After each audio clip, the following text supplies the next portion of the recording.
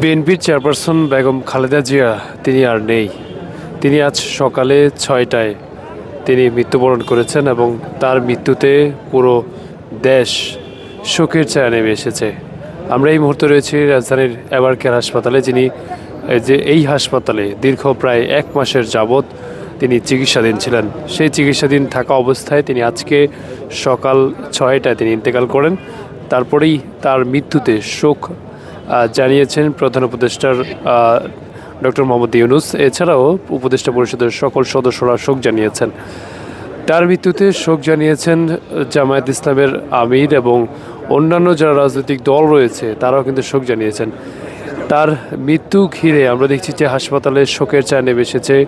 পুরো নিরাপত্তা আগের থেকে জোরদার করা হয়েছে।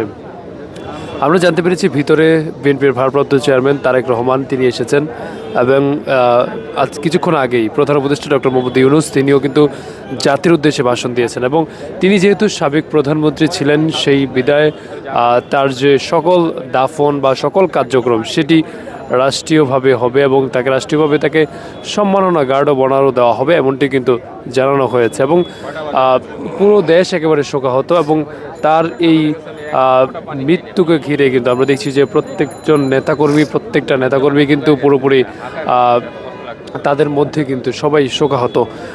অনেকে দেখছি যে একেবারে পুরো এই এভার কেয়ার হাসপাতালে আসছেন। আমরা দেখছি এখানে বিজিবি, সিআইডি থেকে শুরু করে পুলিশ সদস্য এবং সকল স্তরের আইনশৃঙ্খলা বাহিনী কিন্তু একেবারে জোরদার করা হয়েছে, কিন্তু নেতাকর্মীদের যে ঢল নেমেছে সেটি কিন্তু কোনোভাবেই কমানো যাচ্ছে না।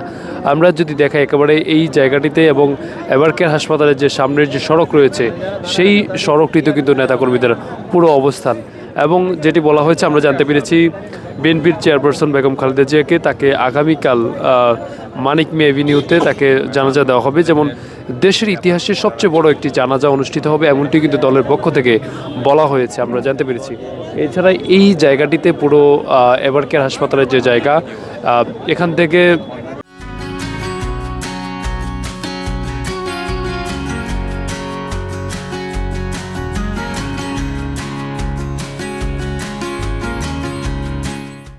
অর্থাৎ আগামীকালকে জানাজার আগেই বের করা হবে এমনটি কিন্তু আমরা জানতে পেরেছি এবং এখানের যে কার্যক্রম বা বিভিন্ন বিষয়গুলো এবং উপদেষ্টা থেকে অন্তর্বর্তী সরকারের পক্ষ থেকে বলা হয়েছে সকল সহযোগিতা তারা করবে। অন্যদিকে দলের পক্ষ থেকে কিন্তু 7 দিনব্যাপী একটি কর্মসূচি নেওয়া হয়েছে যে তার মৃত্যুতে একেবারে শোকের ছায়া নেমে এসেছে সেটি কিন্তু আমরা দেখছি।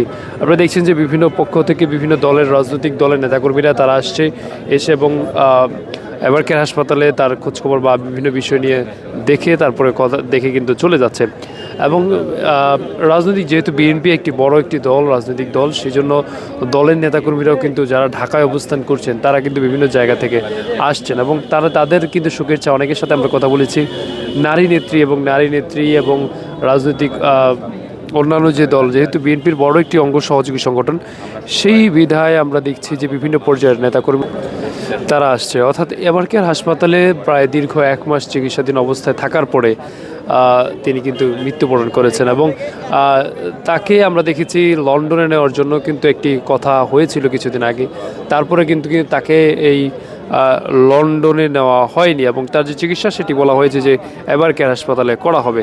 আপনারা দেখছেন যে একেবারে কঠোর নিরাপত্তার চাদরে কিন্তু ঢেকে ফেলা হয়েছে এবং তার কাটার বেড়াও কিন্তু দেওয়া হয়েছে পুরো এভার কেয়ারের সামনের যে প্রাঙ্গণ সেই প্রাঙ্গণটিতে আমরা দেখতে পাচ্ছি। এভার কেয়ারের সামনে থেকে বিভিন্ন জায়গা থেকে মানুষ আসছে যারা ঢাকায় অবস্থান করছে। বিএনপির রাজনৈতিক দলের নেতাকর্মীরা তারা কিন্তু একেবারে শোকাহত। আপনারা দেখছেন যে এখানে যে ব্যারিকেডটি দেওয়া ছিল সেই ব্যারিকেডের উপরে তার কাটার বেড়াও দেওয়া হয়েছে, যেহেতু তার মৃত্যুর পরেই আমরা সেটি দিয়েছে এমনটি কিন্তু আমরা জানতে পেরেছি। এছাড়া যদি বলে রাখি সেটি হচ্ছে এখানে কিন্তু আইনশৃঙ্খলা বাহিনী এবং নেতাকর্মীদের কিন্তু ভিড় রয়েছে এবং এটি কিন্তু দেখা যাচ্ছে।